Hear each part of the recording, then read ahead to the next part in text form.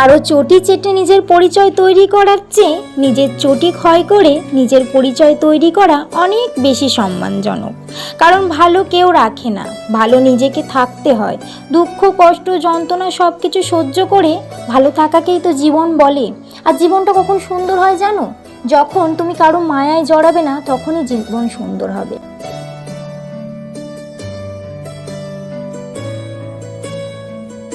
কিন্তু কি জানো তো, ভগবান তো সৃষ্টি করেছে এই মায়া, তাই আমরা সব কিছু জানার পরেও এই মায়াতেই জড়িয়ে পড়ি। আর তখনই হয় জীবনের দুঃখ কষ্ট সহ্য করার পালা। শুভ সকাল আমার প্রিয় বন্ধুরা, সবাই কেমন আছো? আশা করি তোমরা যে যেখানে আছো ভালো আছো আর সুস্থ আছো। তোমাদের আশীর্বাদ আর ভালোবাসায় আমরা সবাই ভালো আছি। আমার নতুন ব্লগে তোমাদের সকলকে স্বাগত জানিয়ে আজকের ভিডিওটা শুরু করছি। আশা করছি তোমাদের খুব ভালো লাগবে, তাই পুরো ভিডিওটা দেখার অনুরোধ রইল। চলো আজকে প্রথমে তোমাদের সাথে আমার পরিচয়টা করে নিই। আমি হলাম কাকলি, আর আমি থাকি হুগলি জেলার ধনেখালি ব্লকের ছোট্ট একটি গ্রামে। আমার বলতে কিছুই নেই, এই ঘর দুয়ার যেগুলো দেখছো এগুলো সবটাই ভাড়াটে। আমি ভাড়া ঘরে থাকি, কারণ আমার আজ কিছুই নেই, সব কিছু হারিয়ে গেছে। একদিন আমার সবই ছিল, আজ আমার শুধু 2 সন্তান ছাড়া আর এই ঘরের টুকিটাকি জিনিস ছাড়া আর কিছু নেই। এই কথাটা শুনতে হয়তো খুব সহজ লাগলো, কিন্তু বলতে আমার বুকের ভেতরটা না একদম ফেটে যাচ্ছে। আমি একজন মা হয়ে একাই 2 সন্তানকে যে কিভাবে মানুষ করছি শুধুমাত্র আমিই জানি। বাস্তবটা বুঝতে শিখেছি, এখন কে পাশে থাকলো বা না থাকলো তাতে আমার কিচ্ছু যায় আসে না, কারণ আমাকে বাঁচতে হবে, আমার 2 সন্তানকে মানুষের মতো মানুষ করতে হবে, এটাই আমার লক্ষ্য। তাই নিজের জীবনটাকে আমি আবার নতুন করে শুরু করলাম।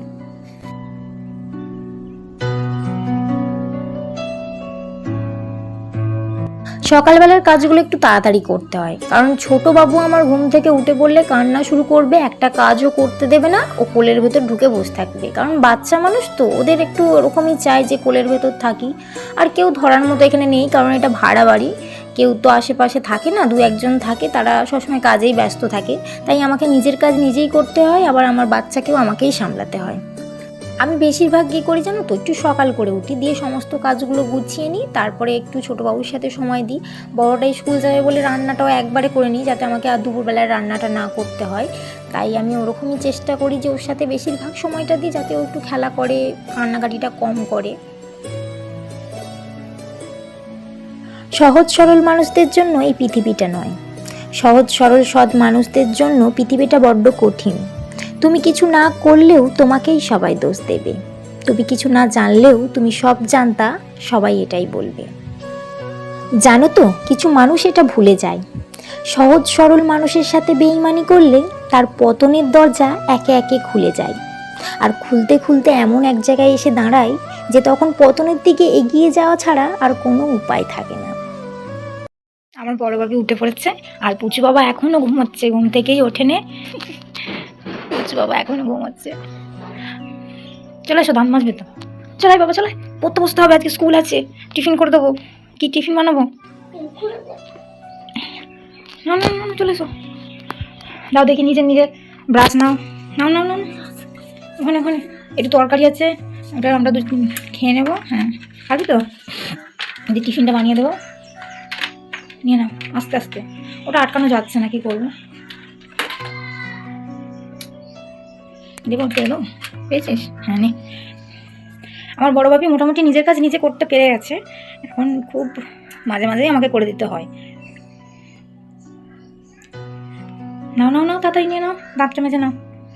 আর এই ছোট্ট একটা ঘরের ভেতরে সমস্ত কিছু গুছিয়ে রেখেছি আমি, এখানেই সব রেখেছি। এখানে বাসনগুলো মাজা বাসন আছে, আর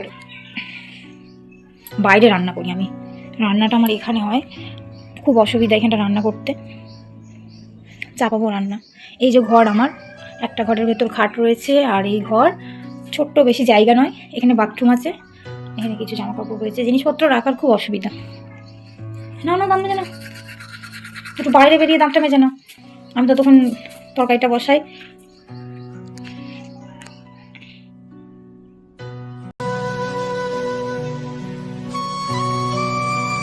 সকালের সমস্ত কাজ গুছিয়ে তাড়াতাড়ি ভাতটা বসিয়ে দিলাম, নাহলে বাবু স্কুলে যাবে, আবার দেরি হয়ে যাবে, তখন আবার খেয়ে যেতে পারবে না, ওর আবার টিফিনটাও বানাতে হবে। আজকে টিফিনে দেওয়ার মতো তেমন কিছু নেই, একটাই ম্যাগির প্যাকেট পড়ে আছে, ওটাই বানিয়ে দেবো। আর বাড়িতে সবজিও শেষ হয়ে গেছে, তাই সবজি ছাড়াই সিম্পল একটা ম্যাগি বানিয়ে দেবো।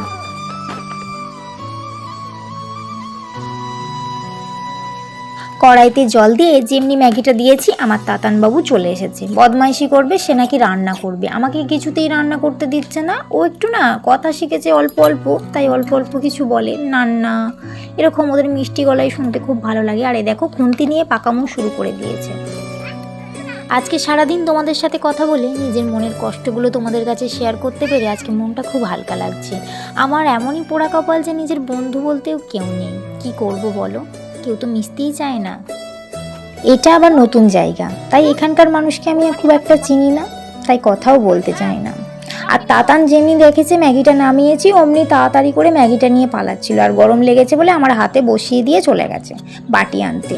ও খাবার জিনিসটা খুব পছন্দ করে, ও খেতে পেলে আর কিচ্ছু চায় না, বেশ ভালো।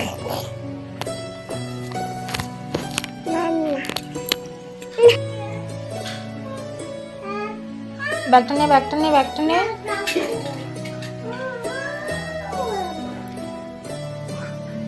সব ভরে দিচ্ছি, খাতা ফাতা সব ভরে নিয়েছি নে। দুই বাবুকে রেডি করিয়ে আমিও রেডি হয়ে গেছি। বিছানাটা এখনো গুছোনো হয়নি। ছোট বাবু আজকে ঘুম থেকে উঠতে অনেকটাই দেরি করেছে। বড় বাবিকে স্কুলে দিয়ে আসলে আর তো কোনো কাজ নেই, এবার আস্তে আস্তে বাকি কাজগুলো সব সেরে নেব।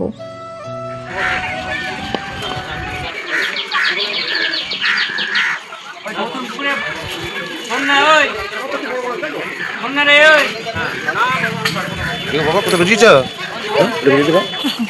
মাটি পাকা দিয়েছে দেখে দিয়ে টাকা একবার। এ বাবা,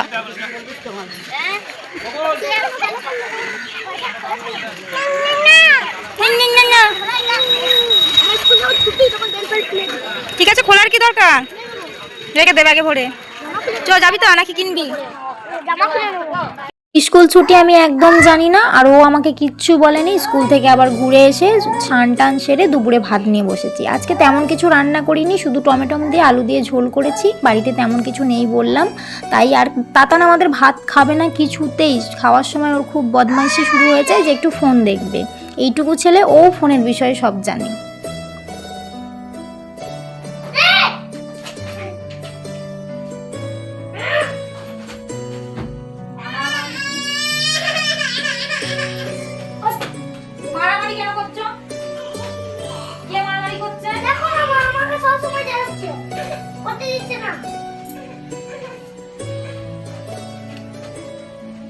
এখন সন্ধেবেলা, দুজনে মিলে মারামারি শুরু করে দিয়েছে। পড়তে বসার কোনো নাম নেই। আর আমার ছোটটা হচ্ছে একটু বেশি বদমাইশ, বেশি বেশি মারামারিটা ওই শুরু করে। এতে যেন দুজনের মধ্যে ডাব্লু ডাব্লু হচ্ছে, ও ওকে মারছে, ও ওকে ফেলে দিচ্ছে, ও আবার ওকে মারছে, এরকম একটা হতেই চলেছে সব সময়। What is your name? What is your name? My name is কি? অমিত সিং। তোর নাম কি? নাম রোহিত সিং। তাহলে কি বলবি? Rohit Singh. What is your name? মানে what is your name বলছে। মানে my name is। এই দুটো বাবুকে নিয়ে আমার সারা দিনটা যে কিভাবে কেটেছে আমি বুঝতেই পারি না। এর বদমাইশি দেখতে থাকি আর ওর নালিশ শুনতে থাকি। দুই বাঁদরের দুই বাঁদরামি শুরু হয়ে যায়। যাদের বাড়িতে দুটো ছেলে আছে নিশ্চয়ই তারাও ভালো করেই জানো যে কিভাবে তারা বাঁদরামি করে। এই মাত্রই ওরা শুরু করে দিয়েছিল ডাব্লু ডাব্লু, সেরকম সারাদিন করতে থাকি। আর ও এখন কান্না করছে। প্রথমেই শুরুতে ওকে মেরেছিল, সেটা আমি কিছু বলিনি বলে, তার জন্য ও আমার কাছে এখন আবদার দেখাচ্ছে। আমি কার হয়ে বলবো? যার হয়ে বলবো তার অন্য একজন কাঁদতে শুরু করে দেবে। আবার এই পড়তে বসলে ওকে এত বিরক্ত করে, এত মারা ধরা, বই খাতা সব ছিঁড়ে দেয়। কখন যে আমি পড়াবো সেটাই আমি ভেবে পাই না।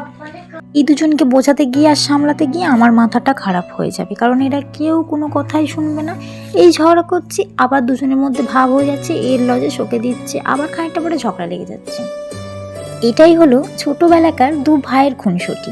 এটা ছোটবেলাতেই হয়, বড় হলে আর দেখা যাবে না, এটা তখন মারামারিতে পরিণত হয়ে যাবে। আজকে এই পর্যন্তই। টাটা বন্ধুরা, দেখা হবে একটা নতুন ব্লগে। যদি ভিডিওটা ভালো লাগে অবশ্যই লাইক কমেন্ট করতে কেউ ভুলবে না। আর যারা আমার চ্যানেলে নতুন তারা অবশ্যই সাবস্ক্রাইব করে চ্যানেলটার পাশে থাকবে, যাতে আরও নতুন নতুন ভিডিও দেখতে পারো।